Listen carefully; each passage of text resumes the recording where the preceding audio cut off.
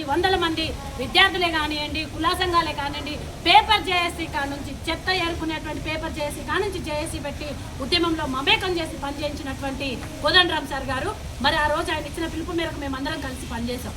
మరి ఈ రోజు మేము ఒకటే చెప్పదలుచుకున్నాం.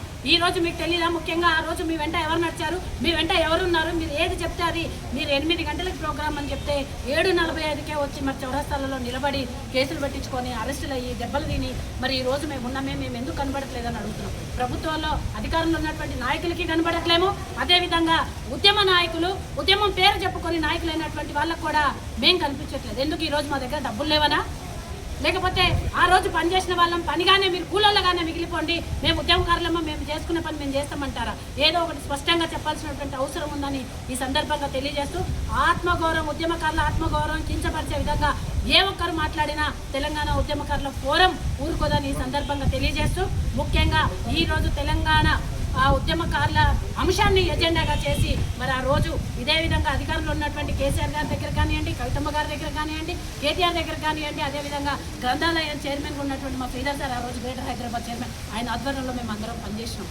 ఆ సార్ దగ్గర కూడా కొన్ని వందల సార్లు పోయి, సార్ మరి ఇదే పరిస్థితి, ఉద్యమకారుల తరఫున మాట్లాడండి అంటే ఈ అంశాన్ని మాట్లాడే ధైర్యం ఎవరు చేయలేకపోయారు ఆ రోజు. ఎందుకంటే ఒక అధికారంలో ఉండి కూడా మీరు ఉద్యమకారుల కోసం ఏం చేయలేని వాళ్ళు ఈ రోజు వచ్చి ముందు కూర్చొని మాట్లాడుతుంటే మా కడుపు మంట, మా కడుపు ఆవేదన మేము మాట్లాడేది. దయచేసి పెద్దలందరూ కూడా ఆలోచించాలని, అర్థం చేసుకోవాలని విజ్ఞప్తి చేస్తూ, ముఖ్యంగా కోదండరామ్ సార్ గారికి మేము విజ్ఞప్తి చేస్తున్నాం. సార్ దయచేసి మీరు ఏదన్నా ఉంటే కూర్చోండి, మాట్లాడండి, అంతే తప్పనిచ్చి ఉద్యమకారులని ఏదో మీకు నచ్చట్లేదని చెప్పేసి మీరు చేసే కొన్ని తప్పులను, అవును మా మనసుకు బాధ అనిపిస్తుంది, 2014 నుంచి 2023 వరకు కూడా మరి మీరు ఎందుకు ఉద్యమకారుల కోసం మాట్లాడలేదని మీ సందర్భంగా అడగదలుచుకున్నాం.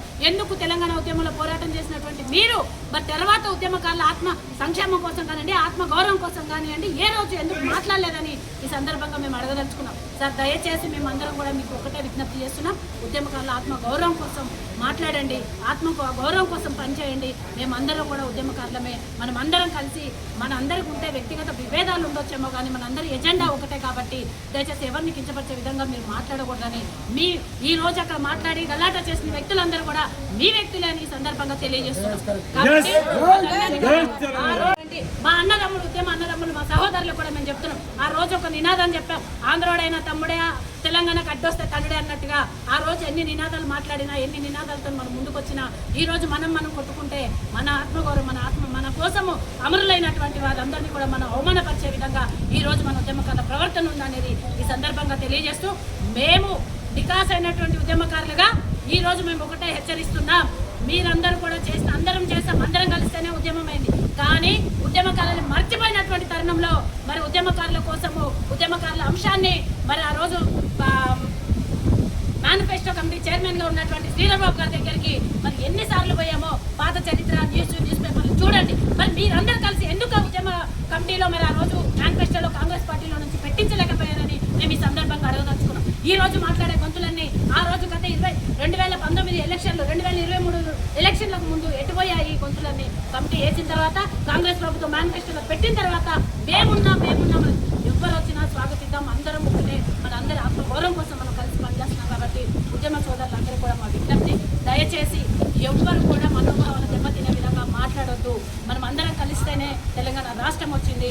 1200 మంది అమరుల త్యాగాల ఫలితంగా ఈ రోజు మనం ఇక్కడ నిలబడి మనం మాట్లాడుకోగలుగుతున్నాం. కాబట్టి 1200 మంది అమరులకి గౌరవిస్తూ మరి ఆ అమరుల వాళ్ళ త్యాగాలని మనం గుర్తు చేసుకుంటూ మరి వాళ్ళ త్యాగాలని విఫలం చేయకుండా సఫలం చేసేటువంటి ప్రయత్నంలో నికాస్ అయినటువంటి ఉద్యమకారులు ఏ ఒక్కరికి కూడా మరి అన్యాయం జరగకుండా చూడాల్సినటువంటి బాధ్యత ఈ కమిటీ మీద ఉంది. కాబట్టి మరి మేము కూడా తప్పకుండా త్వరలో తెలంగాణ ఉద్యమకారుల ఫోరం ఆధ్వర్యంలో ఉమ్మడి రంగారెడ్డి జిల్లా, అదేవిధంగా మా మేడ్చల్ జిల్లా నుంచి ఉమ్మడి రంగారెడ్డి జిల్లాలో ఉన్న ఉద్యమకారులందరినీ మమైక్యం చేసి మా దగ్గరనే పెద్ద ఎత్తున ఒక మీటింగ్ పెడతాం. ఈ సందర్భంగా మేము రేవంత్ రెడ్డి గారికి కూడా విజ్ఞప్తి చేస్తున్నాం, పొన్నం ప్రభాకర్ అన్న గారికి కూడా విజ్ఞప్తి చేస్తున్నాం. తప్పకుండా మీరు మేడ్చల్ రంగారెడ్డి జిల్లాలో ఉన్నటువంటి ఉద్యమకారులకు టైం ఇవ్వాలి. తప్పకుండా 5,000 నుంచి 10,000 ఉద్యమకారులతోని మేము ఉమ్మడి రంగారెడ్డి జిల్లాలో ఉద్యమకారుల ఫోరం ఆధ్వర్యంలో మీటింగ్ పెట్టి ఉద్యమకారుల నికాస్ అయినటువంటి ఉద్యమకారుల సత్తా ఏంటో చూపిస్తామని ఈ సందర్భంగా తెలియజేస్తున్నాం.